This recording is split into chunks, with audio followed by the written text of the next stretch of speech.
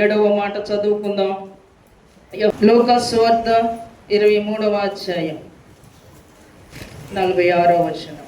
అప్పుడు యేసు గొప్ప శబ్దంతో కేక వేసి, తండ్రి, నీ చేతికి నా ఆత్మను అప్పగించుకొనుచున్నాను అనెను. చాలు. 7వ మాట, తండ్రి నీ చేతికి నా ఆత్మను అప్పగించుకొనుచున్నాను అని. యేసు ప్రభు తన ప్రాణమును ఎవరికి అప్పగించుకున్నాడట?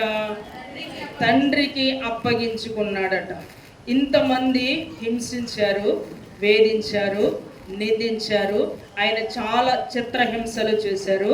ఎవరైనా యేసయ్య ప్రాణాన్ని తీశారంటారా? యేసయ్య ప్రాణాన్ని ఎవరన్నా తీసారా? కొట్టారు, తిట్టారు, ఉమ్మేశారు, హేళన చేశారు, గేలి చేశారు, తల మీద మొండ్ల కిరీటం పెట్టారు, మేకులు దించారు, ఇన్ని చిత్రహింసలు పెట్టగలిగారు. కానీ ప్రాణాన్ని మనిషి తీయగలిగాడా? ప్రాణాన్ని మనిషి తీయలేదు. అయితే యేసయ్య ఏం చేశాడంటే, తన ప్రాణాన్ని ఎవరైతే యేసయ్యకు ప్రాణమనిచ్చారో, ఎవరైతే యేసయ్యను భూలోకానికి పంపించారో, ఇదిగో నీ పని ఇది ముగించాలి, ఈ పని కొరకు నిన్ను లోకానికి పంపిస్తున్నాను అని తండ్రి చెప్పి పంపించి భూమి మీద ఆయన ప్రాణాన్ని అర్పించడానికి పంపించాడు. కాబట్టి చేయనుద్దేశించిన పనంతా పూర్తి చేసి, ముందుగానే యేసు ప్రభుకి బాధ కలుగుతుందని, సిలువ వేయబడతాడని, మరణానికి అప్పగిస్తారని, హింసిస్తారని ముందుగానే ప్రవచనాలన్నీ నెరవేరేటట్లుగా అన్నీ నెరవేర్చబడిన తరువాత వారి చేతిలో తన ప్రాణాన్ని పోగొట్టుకోకుండా యేసు ప్రభువే ఏం చేశాడు? తండ్రికి తన ఆత్మను అప్పగించాడట.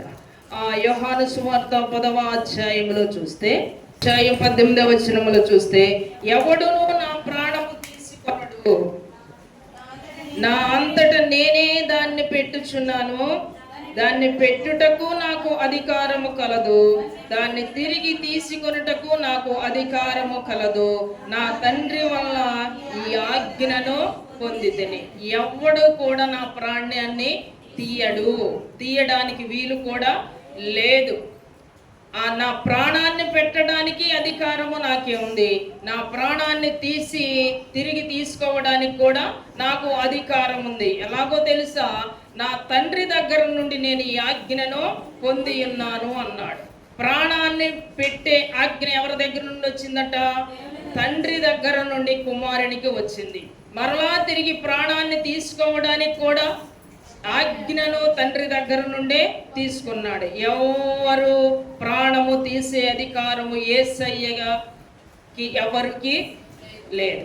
అధికారం ఎవరికి లేదు. తండ్రి యేసయ్యకే ఇచ్చాడు, యేసయ్యే నెరవేరుస్తున్నారు. ప్రాణము పెట్టినది ఆయనే. ఎవరు ఆయన ప్రాణాన్ని తీయలేదు.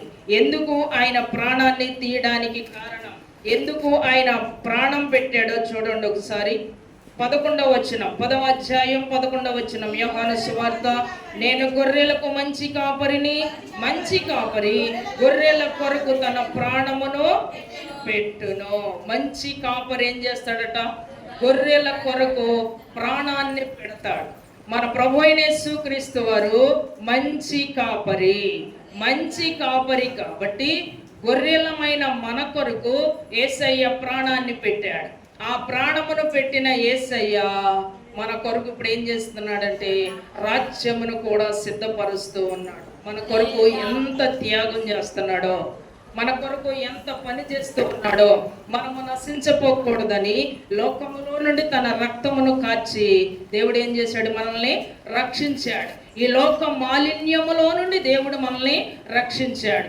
రక్షించిన దేవుడు మనలను నాశన పుత్రుడు ఎవడు కూడా మనల్ని చేరకూడదని మనల్ని తన వాక్యము చేత, ఆదరణకరైన తన ఆత్మ చేత మనల్ని ఏం చేస్తున్నాడు? భద్రపరుస్తున్నాడు. భద్రపరిచిన దేవుడు ఇక తిరిగి చూడక ప్రభువు కొరకే నిలిచిన భక్తులకి దేవుడు ఏం చేస్తున్నాడు? ఒక నిత్య జీవాన్ని సిద్ధపరుస్తున్నాడు. అక్కడ ఏమైపోకూడదు? పాతాళములో కూడా వాళ్ళు ఏమవ్వకూడదు? కాల్చబడకూడదు. నశించిపోవడం ఇష్టం లేక మన కొరకు ఆయన ప్రాణాన్ని పెట్టి రక్షించి మరలా అపవాది వచ్చి మనల్ని దాడి చేస్తాడేమోనని నాశన పుత్రుడు మనల్ని నాశనము చేయకుండా భద్రపరుస్తున్నాడట. భద్రపరుస్తున్నాడు ఎక్కడ? తన వాక్యము చేత. తాను మనల్ని అనాథులుగా విడవకుండా దేవుడు అనుగ్రహించిన ఆత్మ చేత, వాక్యము చేత మనల్ని భద్రపరచడానికి దేవుడు ఉన్నాడు. మూడవదిగా ఏంటంటే ఆయన పరలోకములోనికి మనం వెళ్ళాలి, పాతాళములో మనము కాలిపోకూడదని మనకేం సిద్ధపరుస్తున్నాడు? పరలోక రాజ్యాన్ని సిద్ధపరుస్తున్నాడు. ఆ రీతిగా ప్రభువు చేత మనము నడిపించబడదాం. మన తండ్రి మంచి కాపరి, మన కొరకు ఆయన ప్రాణాన్ని పెట్టాడు. జీతగాడైతే ఏం చేస్తాడు? గొర్రెలను వదిలేస్తాడు. గొర్రెల మీద లక్ష్యం ఉంచాడు. గొర్రెలను అసలు పట్టించుకోడు.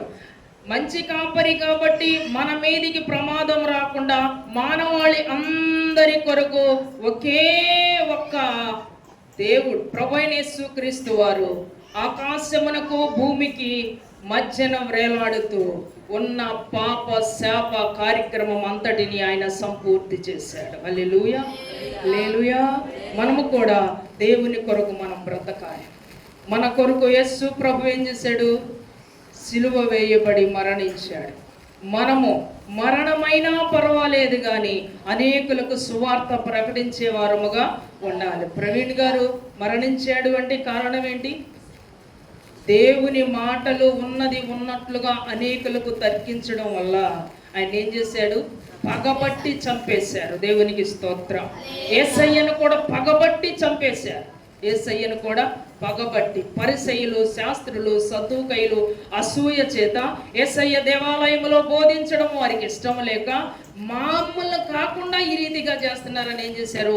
పగబట్టి చంపారు. ఈ దినాలలో పగబట్టి చంపేవాళ్ళు నీ ఆత్మీయ జీవితంలో ఎవరైనా ఎక్కడైనా ఏ విషయంలోనైనా మనకు విరోధముగా పనిచేస్తున్నప్పుడు ప్రాణం పోయినా పర్వాలేదు కానీ వెనుదిరగడానికి వీలు లేనే లేదు. దేవునికి స్తోత్రం. యేసయ్య సిలువ మీద 7 మాటలు పలికి సంపూర్తి చేసి తన ప్రాణాన్ని దేవునికి అప్పగించాడు. దేవుడి వాక్యమును దీవించునుగాక.